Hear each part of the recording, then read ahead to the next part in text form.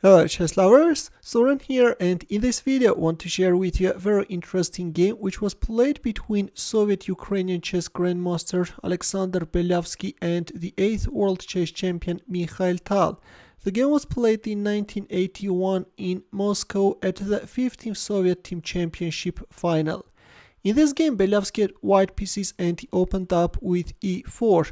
Tal responded with Caro-Kann defense, c6, d4, d5, knight c3, d takes e4, knight takes e4, and bishop f5. We have the good old classical variation. Knight g3, bishop g6, h4, h6, knight f3, knight d7, h5, bishop h7, and then white is offering the exchange of light squared bishops, which black is accepting. Of course, all this is a theory seen many times. Now black has several options, can either play e6 or announce a check, and if bishop d2 then play queen c7, then castle queenside, but in our game we have e6. White castles queenside, bishop e7, and knight e5. Other popular choices are king b1 or knight e4, but in our game we have knight e5. Beliavsky definitely enjoyed playing this line, which starts with knight e5.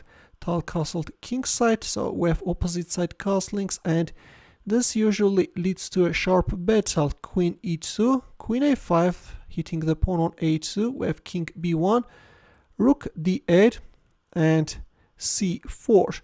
Well, in here, knight g6 is also playable, which leads to massive complications, but of course black is not forced to capture on g6. Black can simply play rook fe8.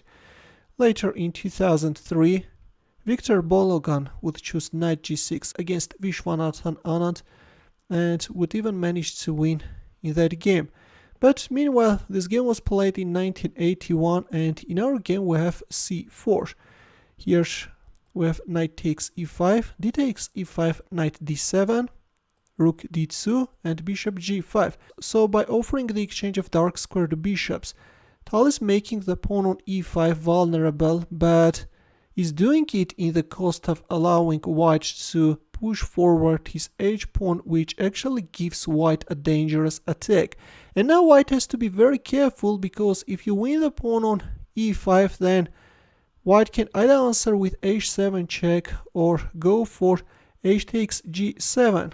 If king takes g7, then queen h5 is coming, and then rook takes d7 can follow. Very beautiful move, right? And in the end of the day, white has a extra piece and a dangerous attack. Or after h takes g7, if a move like queen takes g7, then simply rook h d1, and again black is suffering heavy losses. By the way, as I have already mentioned, after queen takes e5, even h7 is winning, which leads to a very beautiful line. After king h8, white can go for rook takes d8.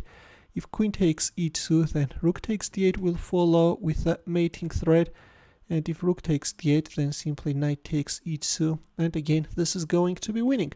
That's why after h6, Tal captured on e5 with a knight, which is an absolutely correct move, but to knight takes e5, Beliavsky delivered a powerful shot and he played rook d5. The idea of this move is to cut the communication between black queen and knight and win it, and in view of that idea, both e takes d5 and c takes d5 are losing.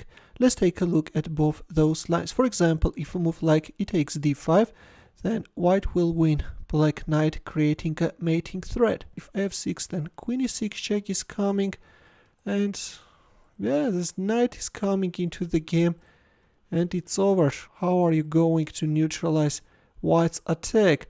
Or after rook d5, if you move like c takes d5, then again queen takes e5 is coming, and again mate will follow very quickly. This is going to be an irresistible attack, and then rook takes h6, just no way to repel white's attack. That's why to Beliavsky's brilliant rook d5 move, Tal answered with rook takes d5. Here comes c takes d5, queen takes d5, and after h takes g7, king takes g7, the players agreed to a draw. In his book, Beliavsky writes, "Many spectators were intrigued by this decision. When signing a peaceful agreement, we made the following line which starts with knight h5 check. Of course, now you can't move back your king on g8 because of this deadly fork. That's why black should play king g6, and then white is announcing a check from f4, is sacrificing his knight, and then is giving a perpetual check. Just no way out. This is going to be a draw. Queen e2 check. Again, black king should return on f5, otherwise if king d4, then rook d1 is winning. That's why black is answering with king f5, another check. Yes, just no way out. White is giving a perpetual check. That's why, in view of these lines, after king takes g7, we have a draw. So that was a nice attack and a spectacular rook sacrifice by Beliavsky, but the magician from Riga showed that he can not only attack like Mikhail Tal, but also defend like the Iron Tigran. We have a fighting draw in our game.